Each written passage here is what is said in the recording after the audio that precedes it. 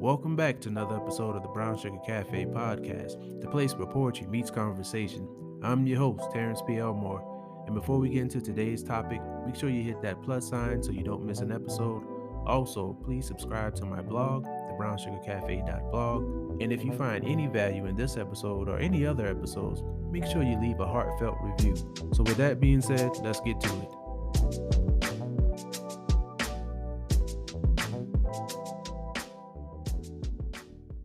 Welcome back to another episode of the Brown Sugar Cafe podcast. Thank you all for tuning in. I hope that you all are doing well. I hope that you all are taking care of yourself. I hope that you all are finding time for some self-care and doing things that you really enjoy.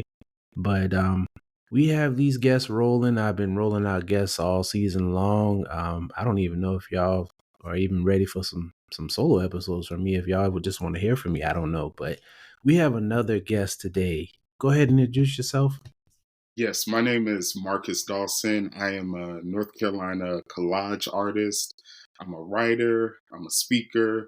I'm just an all-around creative. I love everything creativity and particularly collage art, taking found images and papers and rearranging them and making them a whole new masterpiece. So that's a little bit about myself.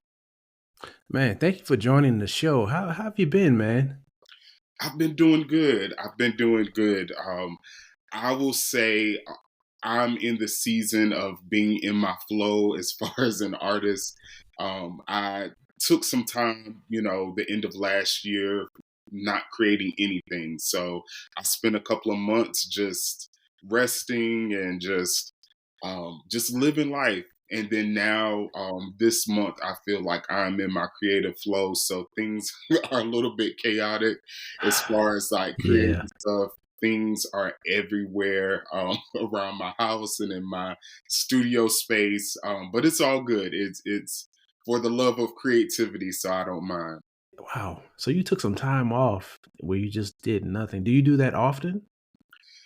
It just depends. So, in August of last year, August to October, I had a solo exhibition called Blooming in Plain Sight.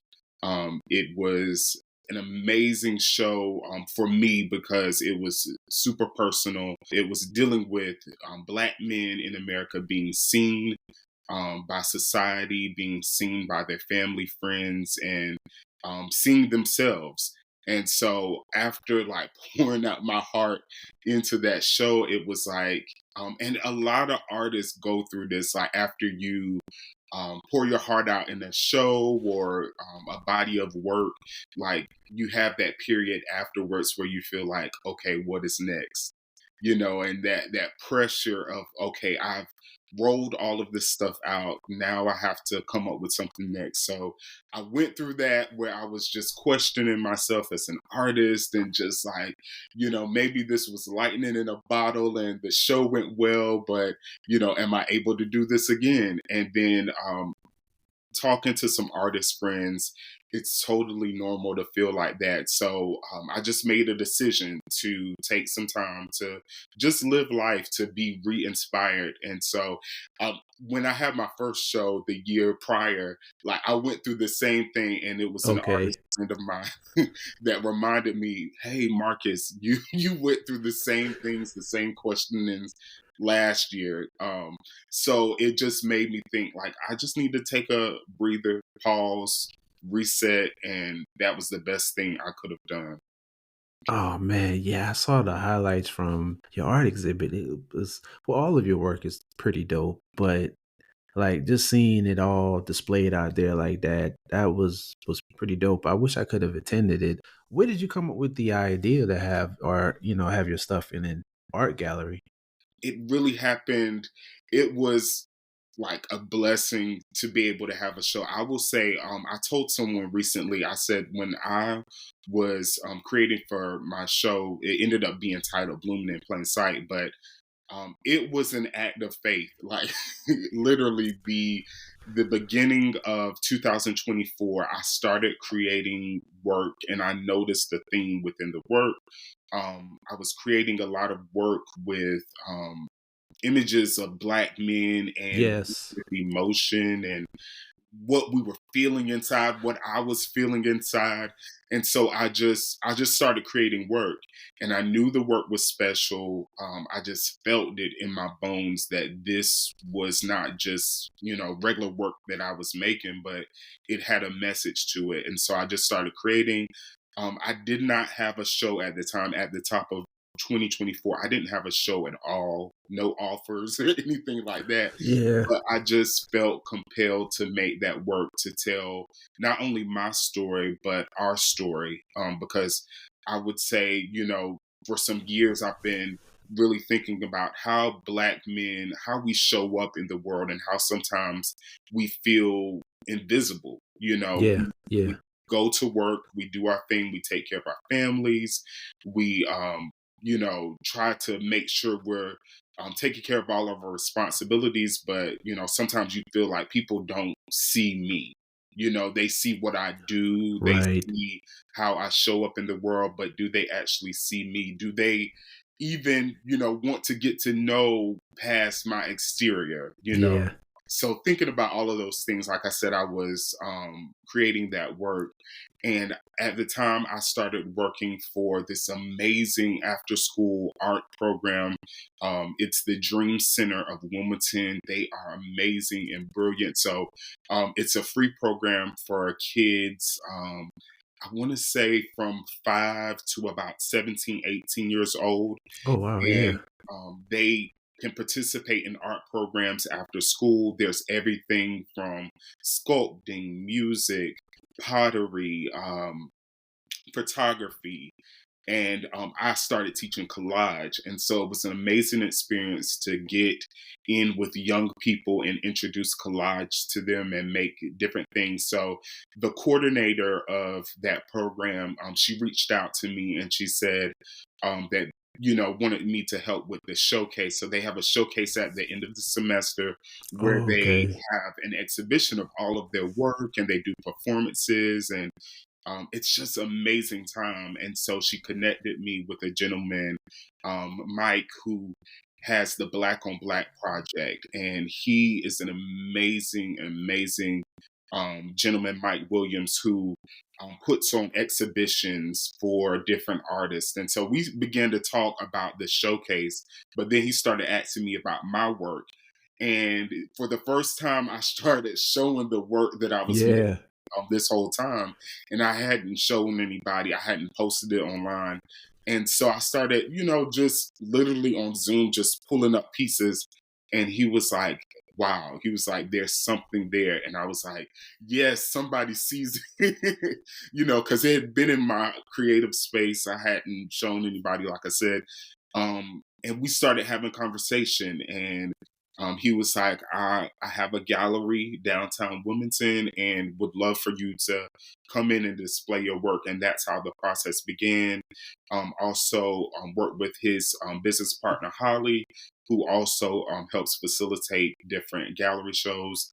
And then in August, we put up this show, and it was just gas, no brakes from there. So, Yeah, man, congratulations again. Your collages, everything you said is true. I felt that through your collages, especially the how you capture Black men and the things that we were going through and feeling invisible. I mean, your collages, it captures the essence of things we used to do growing up, family. I mean, they're really dope collages. In fact, I reached out to you about the cover for my book. I think it was a particular collage that you did that I asked you about because I showed my wife and she was like, "Wow," and I was like, "Right." So, how did you get into collage making? yes. So I will take you all the way back. So I was introduced to collage like years and years ago when I was a teenager. My mom was teaching vacation Bible school, and she was trying to find a cheap craft for her students, and I was in her class. And so she got a bunch of magazines from everywhere, and then we She gave us sheets of paper and told us to glue, whatever was interesting to us. Yeah. So at the time, I didn't know it was collage, but it really sparked something in me. I was like, "Oh, I love this so much!" Just like getting my favorite images and putting them all together, rearranging them. And at the time, I called it scrapping. I thought I had invented this new form of art. I was showing my friends like I'm scrapping, you know. Yeah. All the while it was collage art and it's been done for centuries. But hey, I thought I created something new. But fast forward, during the pandemic, I was just having a tough time. I was working from home full time. I was in the office setting, but of course, when things changed, I was working from home and it just became stressful. It literally felt like Groundhog Day. I would get up, log on, work all day, maybe go outside to maybe take a walk or run an errand, and then back home. And then when I'm logging off the computer, I'm still home. And it was Yeah. like every day was the same. And I just felt like I was just in a place that wasn't good. So one day I decided to go to this thrift store and I saw all of these books and these magazines. I saw a particular book that had like all of these jazz musicians, and I love jazz music, and I was just inspired. So I got those, and I got other papers, and I got a canvas. And so I just started creating and I didn't have any expectation. It kind of reminded me when I was younger and I was, playing with this thing called scrapping. And then, now that I'm older, I'm realizing, oh, this is collage art. And I started seeing online so many other people doing collage art, people that look like me, people my age, Black folks that were making Yeah. art. And it was so inspiring. So I literally just posted it was a collage called Lovest Thou More Than These. And it came from this hymn book that I had, and I put some music notes in it. And it's this jazz musician that's holding this lady, and they are just smiling, and it Yeah. has flowers around it. And it's just, so lively. It was a lively collage, but it wasn't how I was feeling at the time. But it was just something I created out of the hope of what I would feel like soon. So I posted it on my stories, no expectations. I was just like, hey, I made this thing. And I got so many messages from people who were like, oh, we didn't know you were an artist. Oh, you're making collage. Oh, do you have a show coming up? And I'm like, no, I just I just created this thing and I just randomly posted it. But from there, I started creating. It just sparked something in me. I literally started creating every day. Like I was Wow. making collages, maybe 2 or 3 a day. Now I realize that was a special moment because now I don't create like as fast as I was when I first started. I was just Yeah. so excited, and so I would just create like I said, a couple a day, every day, and then I would just post online and just. I started building a community of people who were interested in art and also a collage community. Shout out to my collage cousins, like like we call them, like my collage cousins that are making art, and so it just grew from there.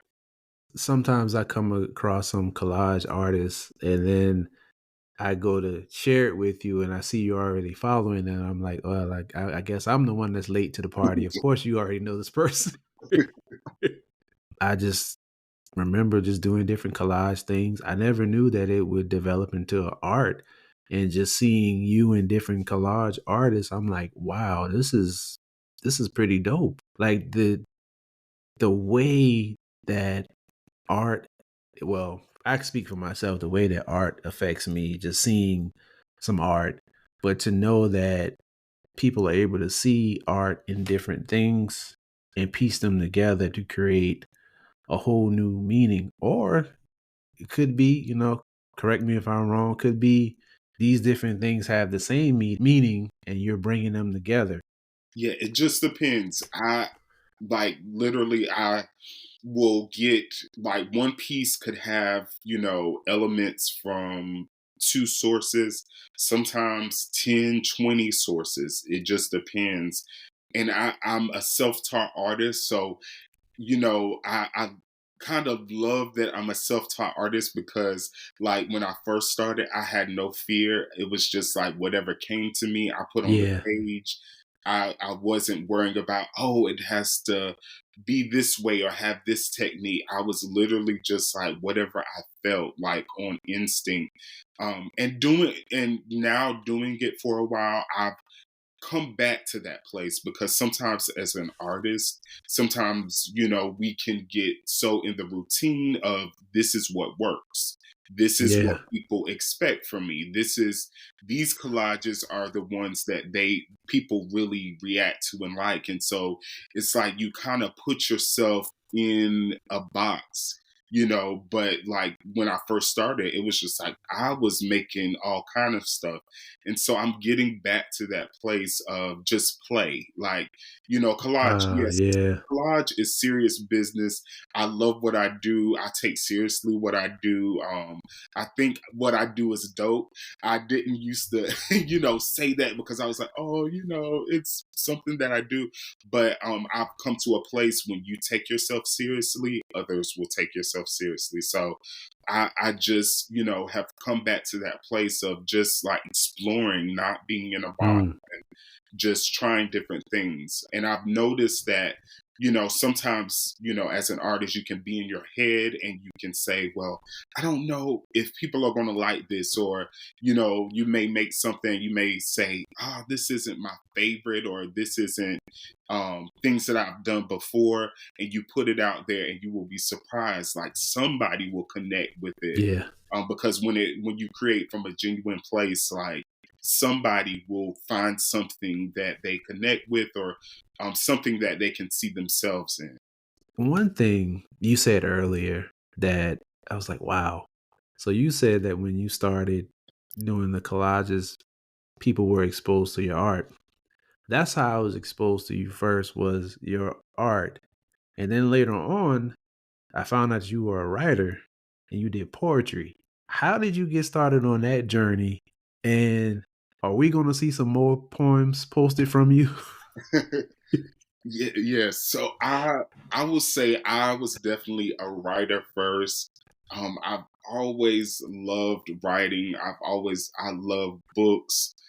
That was one of my passions. I was like laughing with one of my friends the other day. I was like, I almost became a librarian, like because I just love books so much. And I worked in my high school library. They had a program where you could like work in different areas of the school. I worked in the library. I worked in my college library.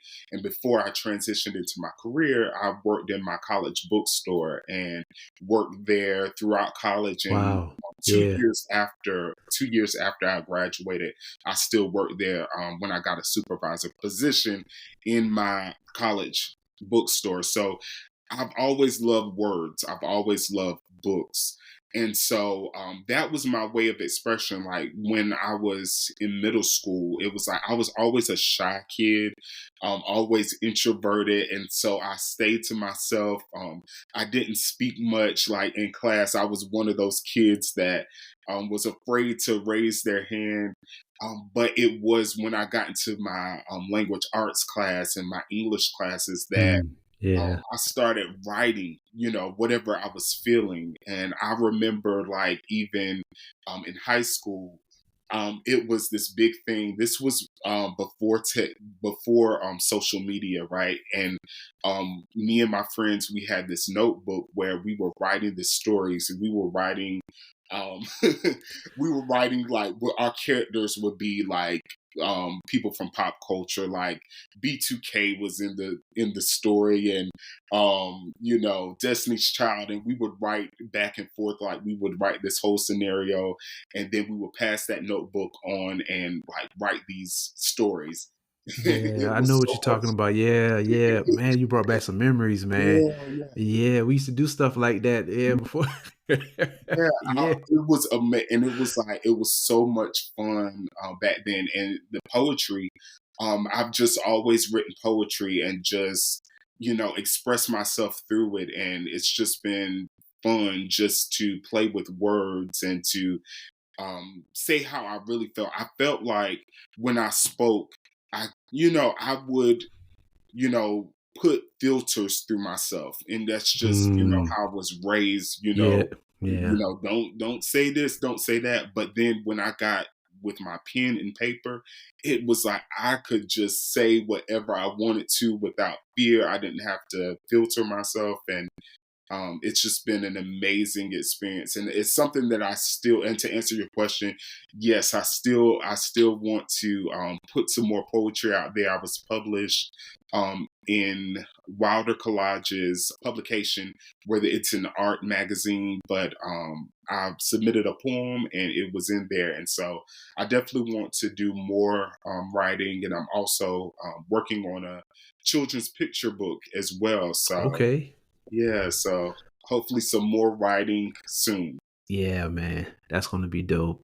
Man, yeah, just thinking about what you said about just having to be filtered growing up and stuff. It's growing up in the South.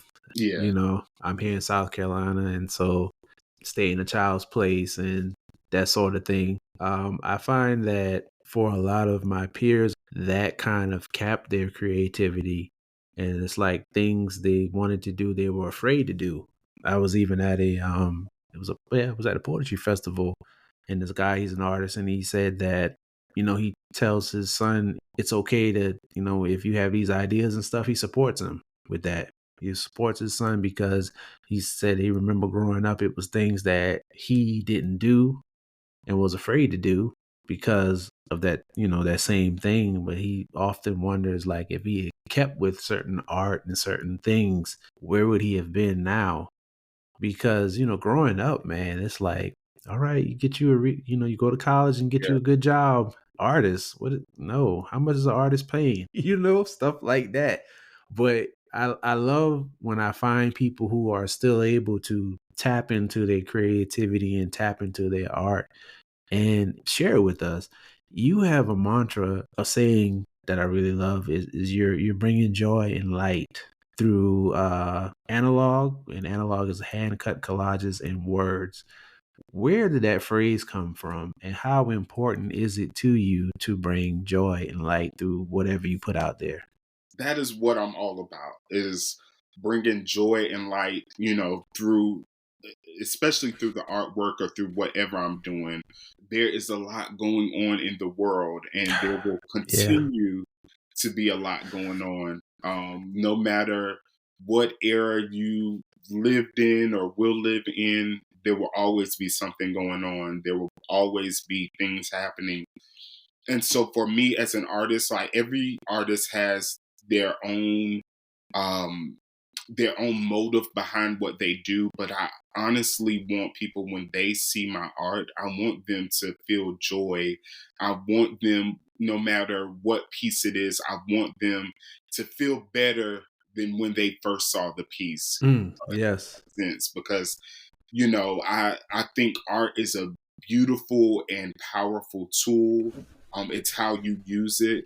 And I don't have any judgment on other artists and what they do, but as for me, I want people to really feel better when they see it. I want them to feel hope. I want them to feel joy.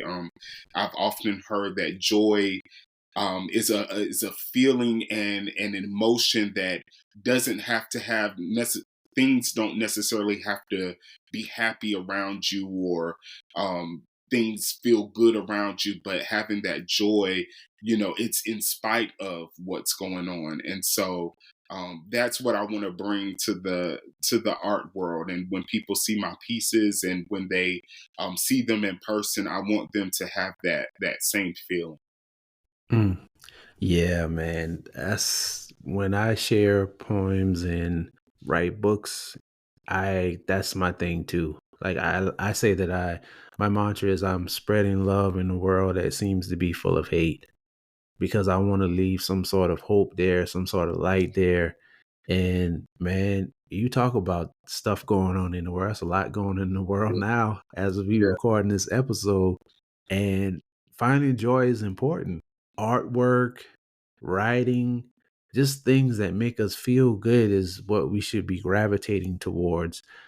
If you can get in a space with some artwork, please do so, yeah. and just take in, because it's a lot of pieces out there that may make you feel a certain way.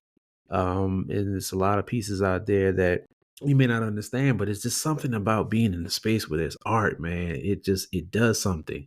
For me, it brings out a lot of creativity. My mind starts going, my thoughts start rolling. Have you been to any other art exhibits after you did yours? So I visit the Cameron Arts Museum in Oh, Wilmington yeah. a lot. There they have so many great artists, and they definitely have like arts programs and different things that you could participate in. And so I've definitely tried to do more by getting involved there. And like you said, like being inspired, I always tell people to encourage people to see art in person, because it's great seeing it online and seeing it on your phone. But when you are able to walk up on a piece, when you're able to walk up on a painting and see the intricate paint strokes, when you're able to walk up on collage, because even my pieces, even though I post them online, like when you see them in person, you see the parts where I have ripped, you see the parts where Mm, I've kind of puzzle piece things together, and you're able to see like those intricate details that you're not able to see online. So I try to engage with art as much as I can, because that's how, as an artist, my cup gets filled back up. When I'm seeing like other artists, and even when I'm going through like a season where I'm like, "Ah, I'm not really inspired like I was," I yeah. go to different art shows and I see different artists, even if they aren't collage artists. I've found that in the art world, we all inspire each other. They're painters that say, hey, like when I'm going through a time where I'm unsure about a painting, I'll start doing collage. Or a lot of my collage friends are writers as well. So, when we aren't feeling as inspired, we'll pick up that pen again and we'll start to write, and that'll kind of one medium inspires the other.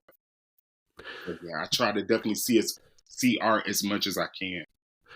Yeah, and I've talked about this before. I need to get back into art. Like, I used to draw, I used to paint, and I don't know, man.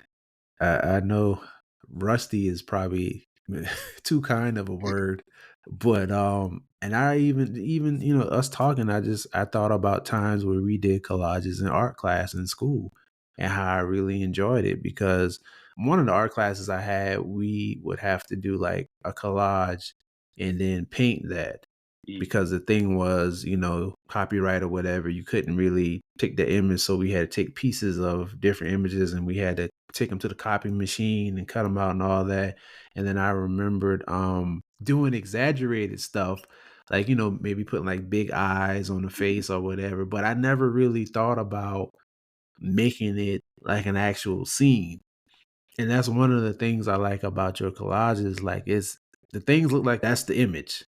Like, if you were to see it, you'd be like, "Oh, okay." And then you find out later, it's like, "Yeah, this is a collage." It's like, wow, like these pieces, they fit. They fit so perfectly. And like that one that I reached out to you about, it had some flowers in it. And that was another reason why my wife loved it, because she loves to see men embrace flowers. Like, that is just her big thing.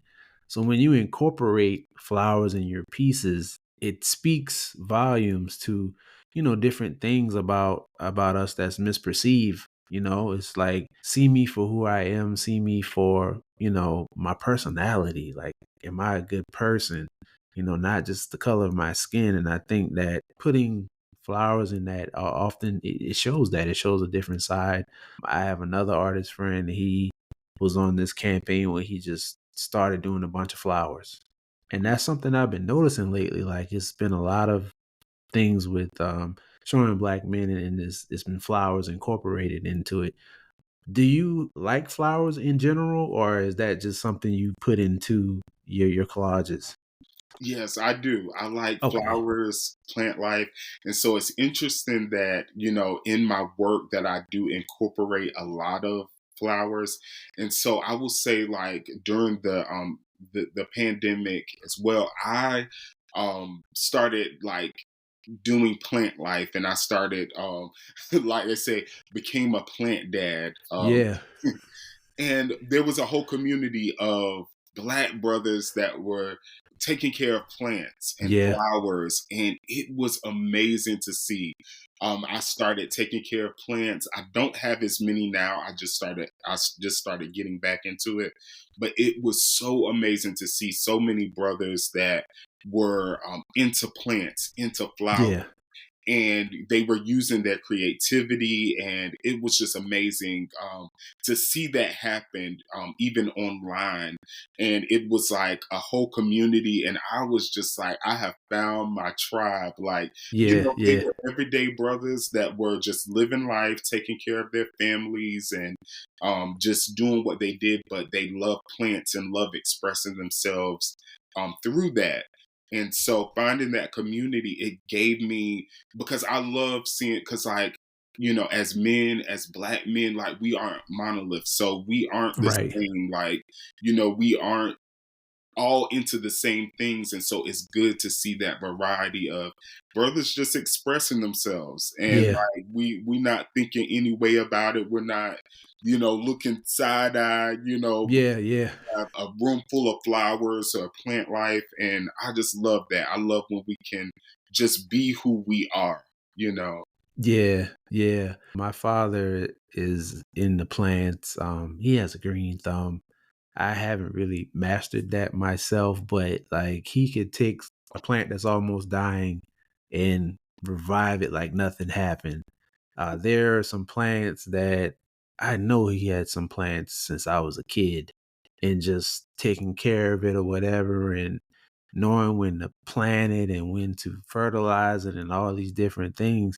I mean, you think about it, like plants, because they're living beings, they represent life, like that's nothing I enjoy about plants and like seeing like flowers and stuff. It's like it represents life. It's like you have to nurture them, you have to care for them, and they gotta give them water, gotta give them sunlight, and it's all these different things. And it's to me, it's a reminder of what we should do for ourselves. Like we have to take care of ourselves. We have to make sure that we're watering ourselves. We have to make sure that we get enough light. We have to do all these things and make sure that we grow. And so that's just another thing I appreciate about your collages. Speaking of me and needing to get back into art, I saw that one of your plans for 2025 is to do some workshops, man. Tell me a little bit more about that. Yes. So I've last year I got an opportunity to do some workshops, and it was amazing. I love one of the presentations that I did last year, and hopefully be able to do again this year, is collage and community.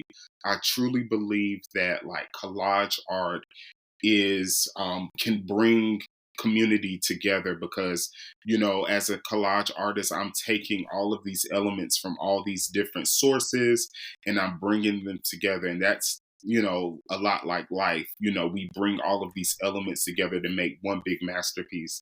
And so I've done workshops before, and this year I have some exciting workshops coming up. One in particular, a good friend of mine, Cameron, who I work with at Dreams, she has founded this nonprofit, Veterans Creative Arts Programming. And so she works with veterans, and for them to express themselves through different art forms. And so they've Mm, done some amazing things. They've done stained glass, they've done painting, and just all kind of things. And so she's invited me this month to be able to do a collage workshop, and I'm so excited. to bring collage to them and some of the things that we do. Because when I teach workshops, I typically approach it from an art therapy type. Yeah, yeah.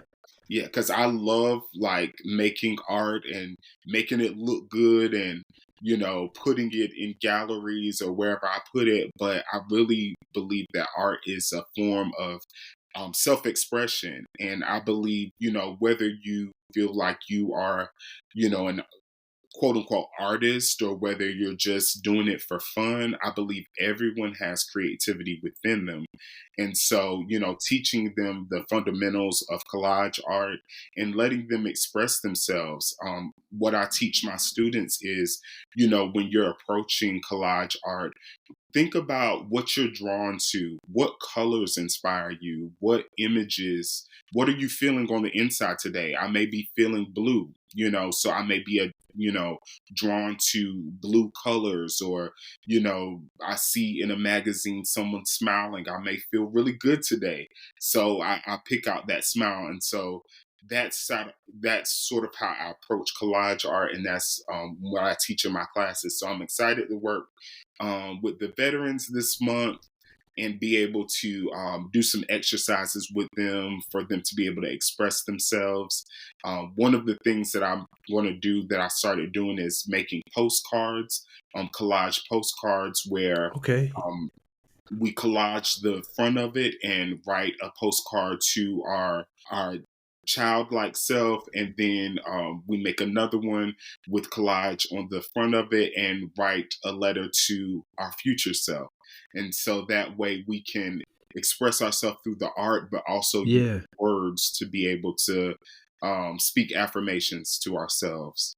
That's really cool, man. Wow. How did you come up with that concept? So this is something that's new that I'm rolling out. I'm pretty sure that people probably have done this before. But what made me think of it, especially with the veterans, is because my father was in the military. He's retired now. And so a big way that he would communicate with me is through postcards. Wherever he was at, wherever Yeah. stationed at, he would have postcards and he would send them to me with a short note, just an update. And so when you think about a postcard, it's the front of it is typically where you are, where you're stationed at, or whatever um, country or where city you're in. You see them in the gas station. I'm in Atlanta, I'm in Missouri, or wherever. And so when you think about that, when we collage the front of it, where were you, when Yeah. where were you? And so you're collaging that. Or, when you get that other one, you're collaging, where do I see myself? And so you do that. And then on the back, you write whatever you're feeling. And so that's what made me think of that, especially like being in the military. If they didn't write letters, they use postcards to communicate, with their family and friends. And so I just thought it was interesting with postcards and how we can relate it to our lives. And so I'm like I said, I'm rolling it out. So I've done a couple myself. So I hope it goes well, but I think it will. I think Yeah, I think it'll be so. something that they will be able to engage with and really express themselves through. I used to love getting postcards growing up, and I used to, man, you made me think about like when we would go different places and just going to the gas station or whatever, they would have postcards and different postcards of where you are. And I always thought that was so cool. Like, man, I tell you, I've always just been drawn to art and different things like that, man. So if you do another one just for civilians, let me know. I will. What's one thing about you that most people may not know that you wish more people knew? Mm, that's a good question. I would say that I am just a lover of people. Like I love people, and um I when I'm around people, I'm always one that I want people to feel better, you know, than when, they first met me. And Yeah. it's nothing, I wouldn't say it's anything about me that I'm like this or that, but I'm definitely a person that like I'm intentional about when I am in the space with someone that, I am giving. I'm giving of myself, I'm giving of my time, my energy, and I just want people to feel better. I see so many people hurting, so many people going through it, and there is tons of negativity. You can cut on your phone, you can walk Yes. outside and Yes. encounter negativity, but I have made it my mission to not give in to that, to not subscribe to that. And so yeah, when people see it online, and I try to present it online, but you know, it's not just for online, but it's in my everyday life. That I try to be. When you're hearing me now, like this is the same conversations that you would have, if we were face to face. And so, yeah, that's just who I am, and I just hope people feel it, and feel it through the artwork as well. I feel you, man. I'm the same way. I want everybody to be the best version of themselves. I just want everybody to be okay. It's like you said, man.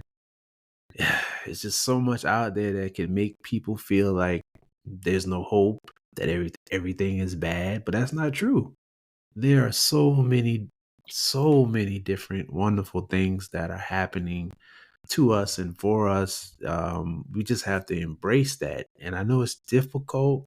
It can be difficult when you see certain things, but you just have to hold on to what you know is true. And it's just that joy. Going back to what you said earlier, like joy is in spite of what's going on. I know that everything is going to be okay.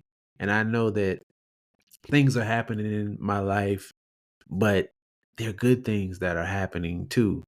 And if you count up all the good things and you count up all the bad things, I guarantee you all of the good things will outweigh all of the bad stuff every time. Yes.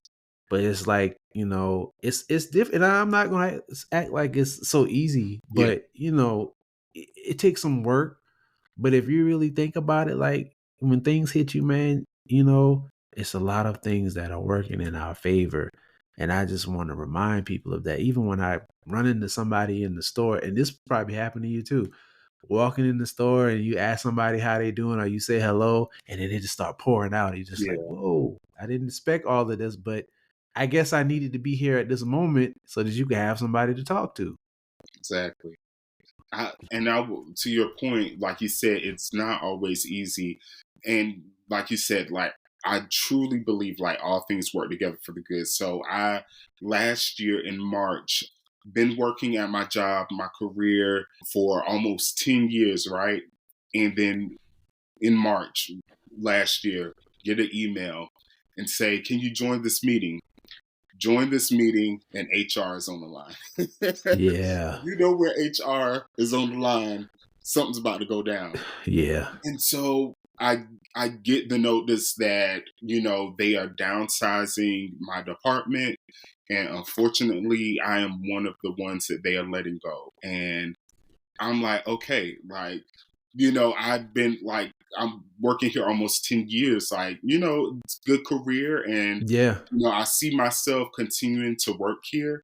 But, get that notice, and it's like, close my laptop, and it's like, okay, like, it just got real. And, it was definitely a hard time for me. It was a hard time for me, because I'm like, I have certain things in place, I'm helping my family and all of these things. And so what am I going to do? But it truly all worked out because, at that same time, I was in talks of getting my art show. So I was still trying to work full time. And then, after work, trying to put some stuff together. Yeah. Yeah. But now, all of a sudden, I have free time to focus for a couple of months be a full time artist, and I was able to make more work than I've ever made.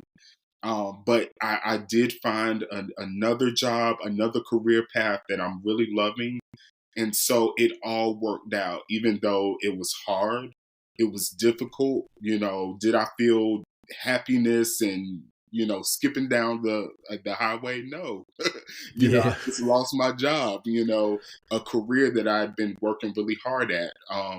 But it truly all worked out, and seeing like where things have transitioned now, like I'm thankful. Everything Mm, happened for a reason. yeah. And I truly believe that. So I'm just grateful. It takes one day at a time. Not every day is going to be great. But when we have those hard days, knowing that we have a great hope that will carry us through. So Yeah, man. You got me thinking about that because I always, when things like that happen to people, I always hear them say later how thankful they were that it happened when it did. Because it's like in certain situations, God is trying to get us in certain places yeah, and we're not moving. So something has to happen to push us into the different area, or it's for our protection. It's like this place, we stayed too long because we know we stay places too yeah, long. We exactly. stayed too long. And it's like, hey, let me get you out of there before things really get bad. Yeah, exactly. Yeah, just thinking about like people who are going to experience that in the federal government, just prayers go out to them and their families and things because some people gonna be faced with that same reality. As somebody who've been through that before, are there any last encouraging words that you may have for somebody who is experiencing something like that? I would say, I wouldn't say there's not like a clear cut answer because, everybody's experience is different. But knowing that it will be okay, it will be all right. And I know that may sound so cliche and maybe like, okay, in the moment, no. Does it feel good? Right. Absolutely not. It's so many moving parts, so many things that you have to think about. But it is taking that time to, sometimes getting still and not, and sometimes you can't like dwell on it. I know for me, like if I sat there and dwelled on the fact that I lost my job, my income, is about to, potentially dry up, you know, health insurance, you know, Yeah. because I have some health things that I have to take care of, all of these different things, being a support system for my family. And so it is like, sometimes you have to take a moment. For me, I pray, that is my go-to thing that, I know that God is greater than any of my circumstances, and that's Yeah. what I believe. And so in those moments, I take that time to say, okay, this thing is bigger than me. So I'm going to hand it to someone who is bigger and greater than me. Yes. And so that is what I do. But I just encourage, them to just hold on and just know that things will turn around. Like it may not look like you expected. And a lot of times in life, no, it doesn't look like what you expected. But just know that it will be for the good. Marcus, I want to thank you for taking the time to join on the show. Before I let you get out of here, is there any information that you need to share with the people? Let them know how to connect with you on social, let them know how they can purchase your collages. Any information you want to share? Yes, so I am primarily the social media platform that I use is Instagram, and so I'm at Marcus D Speaks on Instagram. And if you go to my page, I have my link tree there, and it has like all of my website, also interviews that I've done. I also have a website www.marcusdspeaksart.com, so you can see some of my work there. If you're interested in certain pieces, you can always message me, email me, and I'll definitely let you know if it's available. And you can just stay plugged into my page, and just so you can get all the updates and shows that I'm doing and different things, workshops, and all of that. Okay, well, everybody connect with Marcus, buy up his collages, check out his Instagram, and remember, as always, keep pushing forward. Thank you for tuning in to another episode of the Brown Sugar Cafe podcast. Once again, I'm your host, Terrence P. Elmore, and this is the place where poetry meets conversation. Hit that follow button and turn on your notifications so you won't miss an episode. Check out my blog, thebrownsugarcafe.blog. Also connect with me on Instagram at thebrownsugarcafe. Hope you enjoyed this episode, and as always, remember, keep pushing forward.